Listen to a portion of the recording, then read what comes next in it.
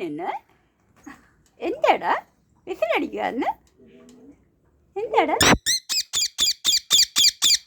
അയ്യോ അയ്യോ ആരാത്? കള്ളനാണോ? കള്ളനാണോ?